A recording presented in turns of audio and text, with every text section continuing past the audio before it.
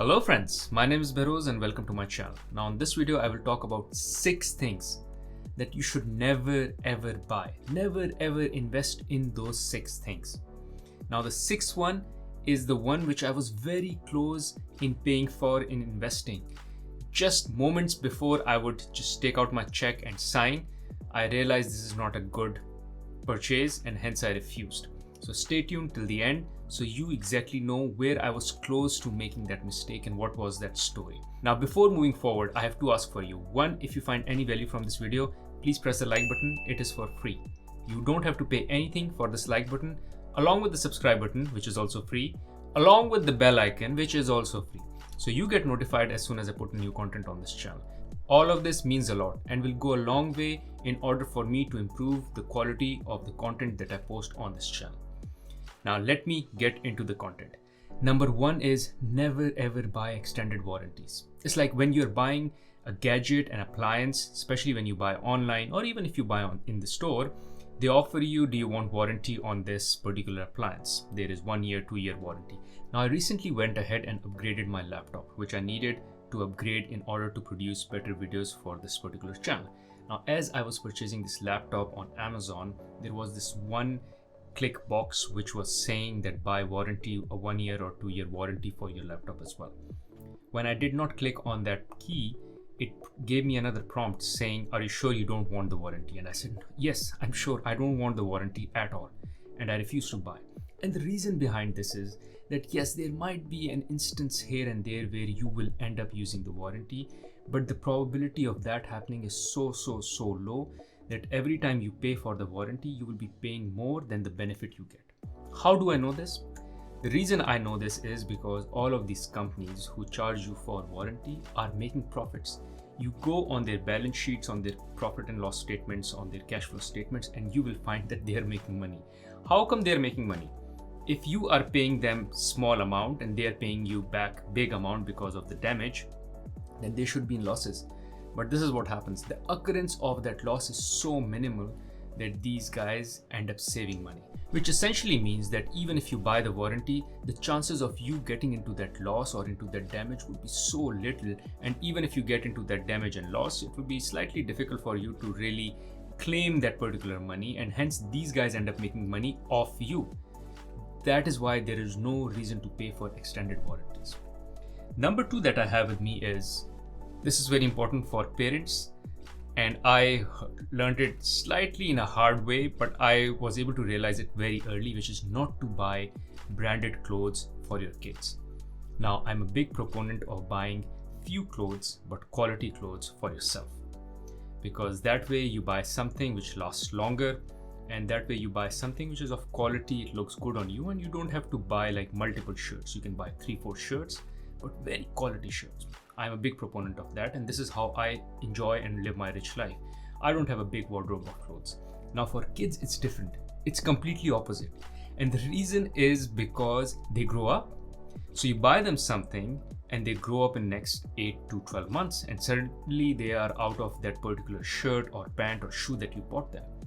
And hence, if you invested a lot of money in those clothes, then you end up just wasting that money, because now you have to either give it to the younger one. Maybe that's a good plan. Maybe you can extend the life by another year.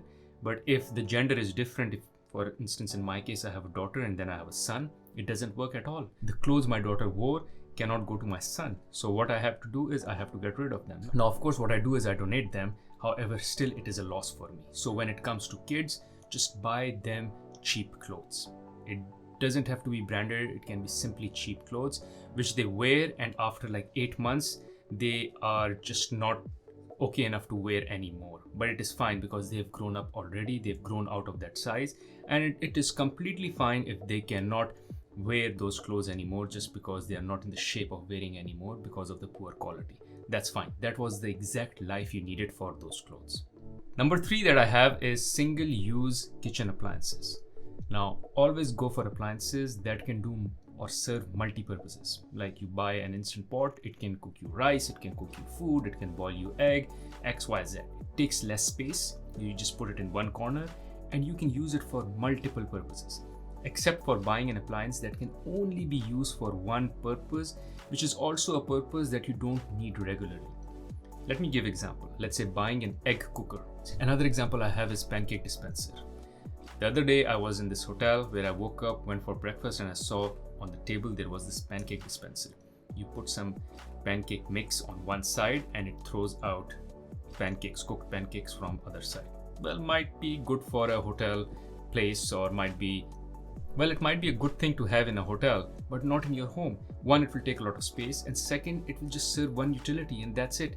And how many days in a week do you eat really pancakes or maybe eggs as well? Yeah, you do eat multiple times, however, not as many times as for you to have that one gadget. Now, for a restaurant or for a hotel, it makes sense because there are so many people who come there. They just don't want the cook to be engaged in making pancakes, and they've made it easy for them to put that gadget outside and people can kind of do it by themselves. However, you don't need this at home. Another one which I'm also responsible for is bread maker. I did have a bread maker once, and then I was forced to only eat the bread that I was making at home. And every time I would go out and there would be a different kind of bread that would be available in the market, and I go like, no, I won't buy this because I have to use the machine which is on my shelf, which I've paid for. And eventually when the machine died, I was like, I am not buying another bread maker anymore because it just killed all the variety I had. For those past 1.5 years, I was just eating the bread which I was making at home, which wasn't the best of the breads. Like, I did like it initially because I was making it myself, and then it just became kind of a thing which I had to do every time, make bread, and I was like, I'm done with it. And that was taking space on the shelf and also costed me money. So don't buy single-use kitchen appliances. Now, next one I have is buying expensive cable packages. For that matter, buying multiple cable packages. Like, you have Hulu subscription, you have a cable subscription, you have Netflix subscription, Disney, Prime, XYZ. Don't do that. Just stick to one or two at best. One is ideal and two at best, and that also if you can do it on sharing.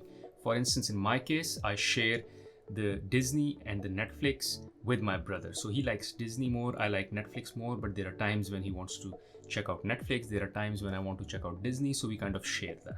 And then I have Prime because I purchase stuff on Amazon and they've given me free Prime membership, so I have these three. And that's it. I do not buy any other subscription. Now, I have bought subscription here and there just because there was this one program that me and my wife really wanted to watch and it wasn't available on Netflix, Disney or Prime. But what I did was, the moment I bought that subscription to watch that particular program, immediately after that I cancelled it. So for the most part, I just got a free trial. I used the free trial, watched the program, and that's that. And if there was a repeat purchase for which I did not get a free trial, I just cancelled it the moment I purchased it. So they allowed me to watch that particular program within the next 1 month, which is good enough time for me to do it, and that's that. So avoid multiple cable packages or especially expensive ones. Just avoid them. Next one on my list is buying unnecessary gadgets. Now, gadgets are good, like they make your life easy. However, there are gadgets which are just not necessary. For instance, buying a toaster which has a Bluetooth and a Wi-Fi and tells you on your phone by a notification that the toast has been toasted, or till which degree or to which degree has the toast been toasted and all. You don't need that sophistication for your toast, and just don't spoil yourself to that extent.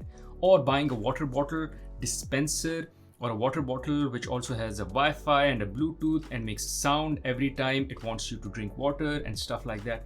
No, especially if you want that kind of reminders, you can even use your phone. Ideally, you should not be looking for such reminders for drinking water. But if you want such reminders, you can put an app on your phone which reminds you every time you have to drink water or you have to do something, and that's good enough. Versus buying a special bottle which does all this fancy stuff for you. Just don't buy such fancy gadgets at all. You would be wasting a lot of money. You might like them day 1, day 2 for the first month, you will be using them, and after that you will just throw them away or will stop using them and they will be just lying in the corner and your money is again wasted. Last one, and the sixth one, which I was very close to purchasing, is Timeshare. And here is what happened. We were on this vacation in Thailand and with my wife, and they came to us and they offered us free massage for both me and my wife, and in return we had to go and listen to this presentation. And we were like, fine, it's free massage, we'll take the free massage and go listen to the presentation if it will not cost us anything. And they said, no, it will cost you nothing, you just have to listen to the presentation. So we had our free massage, and then it was 1 hour presentation which was all about buying a timeshare. where there is this hotel chain. If you pay us now X amount, lump sum big amount, then you can use that hotel chain anywhere in the world, and you have to pre-book it, but you can use it for free and something like that. So I was like, this is the first time I'm hearing about this. I was a bit intrigued, but I was like, okay, I don't need to spend any money. I'll just listen to them for 1 hour. I just got my free massage and then I'll leave. But as soon as I was about to leave, they set one attendant or one agent along with us, and they said, okay, I want to talk to you and I want to understand from you, what did you think about our presentation? So what are the things you did not like or like? So they were kind of forcing me to think about the presentation, and then they started to convince me. And I was in that moment where I was happy with my wife, and I was in a mood of also spending mood, because spending on vacations, spending on good food, spending on quality fancy stuff as well. So I was very vulnerable at that moment. And that agent was such a good seller. Like, they sold me that idea of, they kind of asked me, how many times do you go for vacation? I said like twice a year. Where do you go? And she started doing some math for me as well, very rough math, and tried to prove the point that it makes sense for me mathematically and from fun point of view to buy the timeshare. And at that time I felt very pressured as well. Like, every time I was saying no, I was feeling embarrassed by saying no, that I'm a cheap guy, I'm not able to buy what she's offering me, and such a great offer. And she would go like, but why would you not buy it? Such a great offer.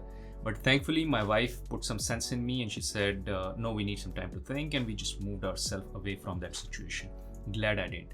I didn't know much about timeshare, but then I went back home and I studied on it, and I was like, oh gosh, I'm glad I didn't. It is such a bad idea. So avoid any kind of timeshare. You should allow yourself having the flexibility of choosing where you want to vacation, which hotel you want to stay, when you want to stay, how you want to stay it, and having all that flexibility is beautiful. Otherwise, when you buy timeshare, all that flexibility just goes away.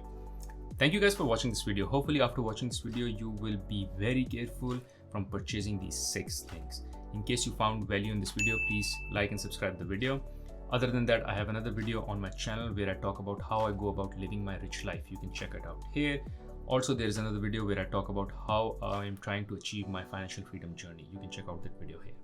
Thank you.